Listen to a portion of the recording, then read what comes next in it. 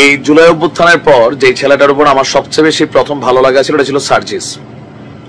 অসাধারণ কথা, বাচনভঙ্গি, এমনকি মনে হচ্ছিল একটা ড্রিম যেটা পুরো বাংলাদেশ দেখছে, যে আগামী দিনে একটা বাংলাদেশ হবে কথায় না বড় হয়ে কাজে বড় হবে, এমন একটা টিম আমরা চাইছি। ইভেন যাদের হাত ধরে অনেক কিছু পরিবর্তন হবে, কথায় না বড় হয়ে কাজে বড় হবে, রাইট? সেই ছোটবেলা থেকে পড়ে আসছি আমাদের দেশে হবে সেই ছেলে হবে। আর যখন সার্জিসদের দেখছে জনতার এক অংশ, ইয়েস এই সেই ছেলে, কিন্তু যত দিন যাচ্ছে এখানে মনে হচ্ছে এই ছেলে কি সেই ছেলে, নাকি ঋতুর সাথে রং পরিবর্তিত হয়।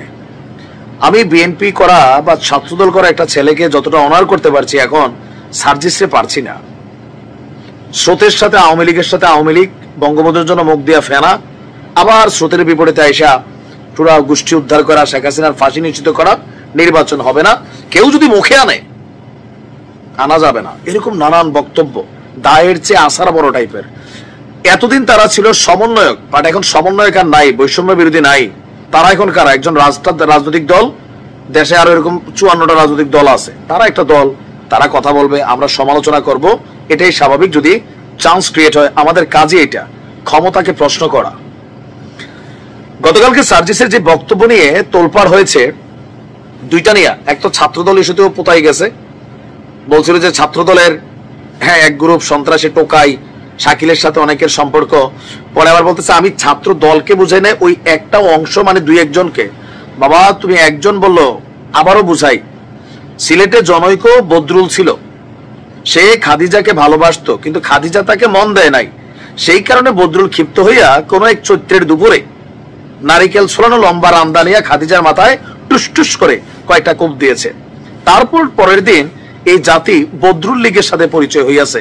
অপরাধ কি লীগ করিয়াছে না বদরুল? বদরুল নাম তো হয়েছে বদরুল লীগ।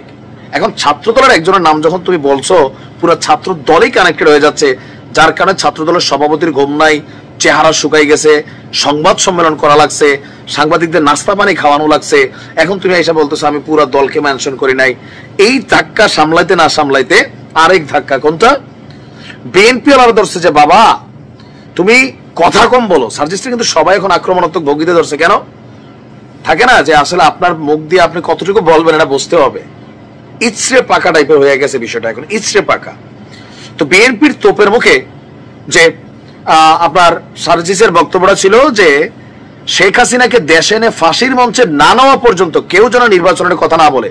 আরে ভাই, তোমরা সেকেন্ড রিপাবলিকের স্বপ্ন দেখছো, নতুন স্বাধীন দেশ বলছো, কে কি বলবে তুমি সার্জিস ঠিক করে দিবা?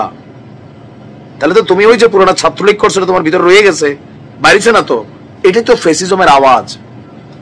আমি কি বলবো সেটা আমি জানি, আমার বাক স্বাধীনতা আছে। আমি কোনো ভুল বললে সেটা আইন দেখবে, ডিজিটাল নিরাপত্তা আইন না। আমি কি বলবো সেটা তুমি ঠিক করে দিবা, তুমি আমার ট্যাগ দিবা, আমরা এইটা আমরা সেইটা। মানে তোমার এই লাইসেন্স কে দিছে? হু আর ইউ? এখন এরকম পাকনা পাকনা কথা বইলা বিপদে পড়ে গেছে সার্জিস ভাই। আমি নিজে সার্জিসের খুব ভক্ত ছিলাম, এখনো চ্যানেলে ভিডিও আছে, 9 আগস্ট দেখে আসছেন, একটা স্পিড দেখছিলাম, বাট সামহাউ রাইট নাও এগুলা দেখছি যে উল্টা ঘুরছে।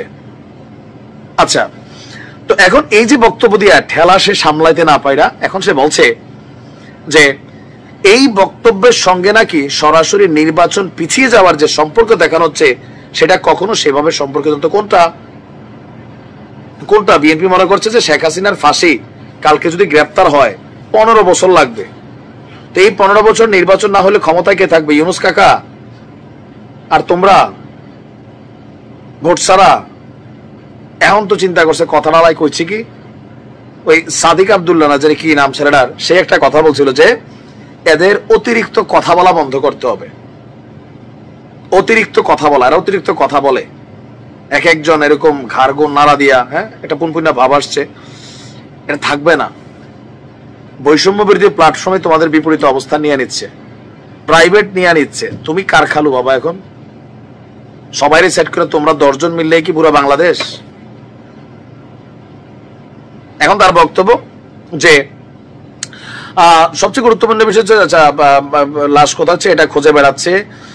আমরা রায়ের বাজার আমাদের জায়গা থেকে সে বিশাল তা মানে অনেক শহীদদের পরিবার নিয়ে কান্নাকারি করছে, কিন্তু আবু সাইদের পরিবারের দাওয়াত দেওয়ার সময় পায় না। জুলাই আগস্টের মতো এত একটা মহান দায়িত্ব ছিল, এই ফান্ডিংটা প্রত্যেকটা মানুষের সুষ্ঠুভাবে দিয়ে আসতে পারতো, সে ছেড়ে দিছে রাজনীতি দল করার জন্য।